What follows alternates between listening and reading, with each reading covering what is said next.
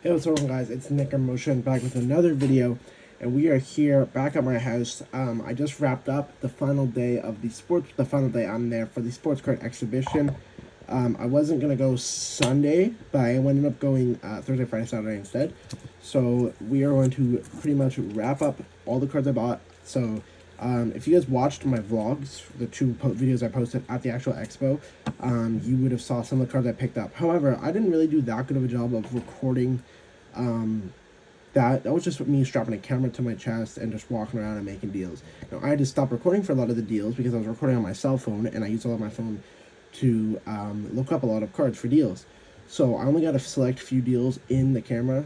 So I actually want to explain my deals more in depth, and yeah, pretty much I'm gonna make this video explaining all my deals, and then this next video I'm about to make right after this one, I'm gonna be making a video whether or not we made profit.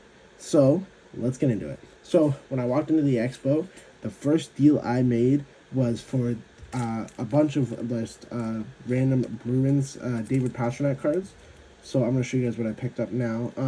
This deal was my first deal at the expo, and honestly, it made me nervous going to expo because these guys wouldn't budge on these cards at all. What I'm about to show you, they're just randomly loose David Pastrnak cards because I'm a Bruins fan, and they wouldn't move. So we got like this one here, we got this one here, this one here, this one, and then three of these ones. And I paid $13 total for all these. I mean, it was a good deal. Don't get me wrong. I probably broke even or made a couple dollars, but they wouldn't budge at all. So I asked for 10 for all these. They said no, prices are prices, and I was like, okay. This deal. So the next deal I made, I'm happy with that deal. You know, I got some Bruins cards. I don't really have any David Pastrnak, so I got to pick up some random answers and stuff. Pretty cool just to have for my PC. But yeah, the next deal I made is just another PC. I picked up a bunch of Devin Booker cards, just random base inserts. This Prism Green's pretty cool. That's probably at a $5 card I got for $2. This Booker's cool. This one's cool too. I like that one. And then I got two of these. I don't know where the other one is. I think it's in my case, but I only got the one out. I got all of those for, I think, oh wait, is this it here? Oh, this is it here. I got another one here. I got all of those for $15, I think. So I was happy with this deal as well. Again, just another personal collection item. And yeah, I actually like that deal a lot. And the next deal I made, I actually did get this one on video. This Charlie McAvoy Young Guns rookie. Now, at the time, sales on this card were like $25, $28, $30. The most recent sale yesterday sold for $15 on eBay, which is frustrating, but I probably would have got a bad deal. But I did get $25 on it, which is not bad. The setting on it's great. This mark here, the price tag. I'm thinking about getting this submitted for grading. I'm gonna talk to my friends at Maximum Cards and see what they think of me submitting this for grading. A 10's worth $200. So if I grade it and then I paid for 25, grade it for 30, I'd make a good profit on it if I wanted to sell it. But he's a Bruin. So, I mean, I bought it for that reason, but I mean, if I can make a profit on it, I would love to make a profit. So yeah, I paid $25 for that. That was a good deal, I think. Yeah, especially if I grade it, but we'll see. This next one also might be sent for grading. Now that I'm looking it up close, the centering is a little bit off top to bottom, but I mean, it could gem still. I don't know. It's a Panini 1 Bobo RPA.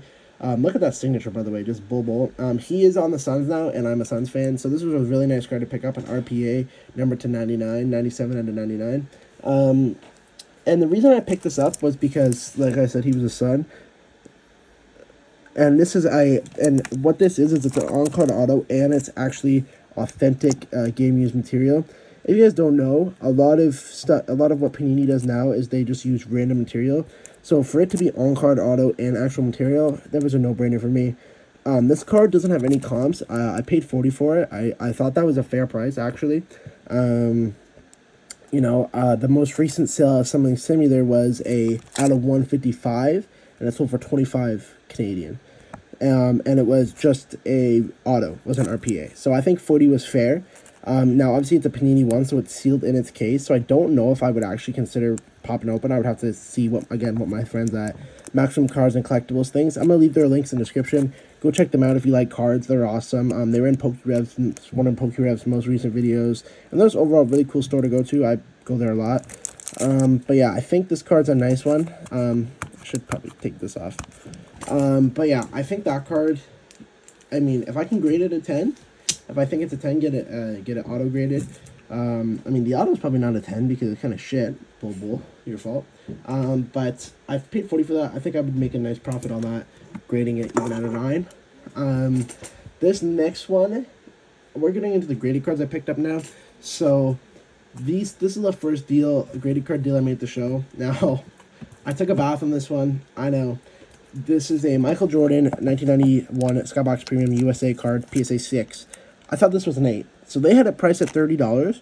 So when I saw that, I searched up Michael Jordan 1991 Skybox Premium, or not Skybox Premium, Skybox USA. And the 8s were selling for around $30. So knowing me, I didn't look. I thought, okay, this is an 8. So I paid $30 for this. It's worth like $15. Unfortunately, but this is probably just one I put in my personal collection. I don't own any MJs. So this is a nice one. A 10 of this card does sell well. I can't really tell. I'm kind of looking at it now. I can't really tell what's wrong with it. Like, oh, not the camera. I can't really tell. Unless the back has some, like... It's a nice 6, though. It's a nice 6. Unless there's, like, some surface issues. No, I don't know. Weird. I think it's a nice 6. I definitely lost on that one, but that's okay. This next one I picked up, I think it's one of my favorite cards I actually picked up at the show. It's a 2020 Panini rated rookie clearly Donruss of Joe Burrow. Joe Burrow is one of my favorite quarterbacks in the NFL. I don't own any Joe Burrow. This is my first Joe Burrow card. I almost made a deal for Joe Burrow at the show, another Joe Burrow at the show, but I ended up falling through because the guy didn't want to take any more cards. You should have saw that in the video as well. Joe Burrow, clearly Donruss rated rookie. Yeah, it's very nice. I like the clear cards.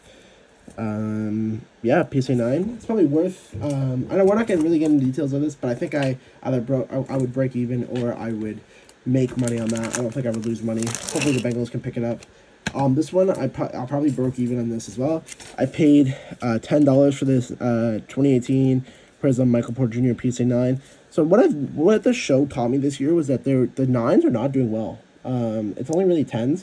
So I picked up a lot of 9s for cheaper than what I would, like, cheap. Like, I picked up 9s for cheap.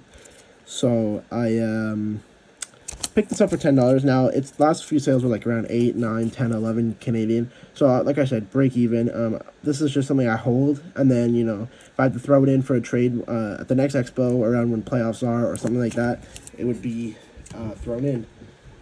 This next card, so these next two cards, this trade took me forever. This deal took me forever. First, they wanted to trade. Then they were like, "Oh, we don't really like any of the cards you have." So I was like, "Okay, that's fine. You know, I will, you know, pay cash." And we couldn't have come to an agreement on price. But I think I paid a fair price for both of these. So this is a PSA 8, 2007 Topps, Kevin Durant, all black border. I think we broke even on this one. Last few sales around 30, 25, 30 US. This card, I like Kevin Durant and he's on my Suns. So I don't own any Kevin Durant. So I went to the show wanting to pick up Kevin Durant. And that's exactly what I did. Picked up this nice 8 Topps rookie.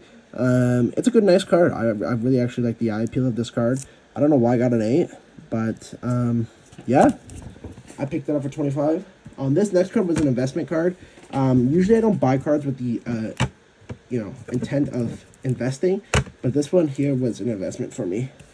2020 Panini Prism Tyrese Maxey Silver, PSA 9, rookie card. Now, this one was a purchase, same guy. I paid less than what it's worth, which is awesome. I paid 70 Canadian for it. It was a good price, good pickup. Last few sales were around 69. Then the ones before that were like 75, 80. So I think I definitely picked it up. But the 76ers are doing well.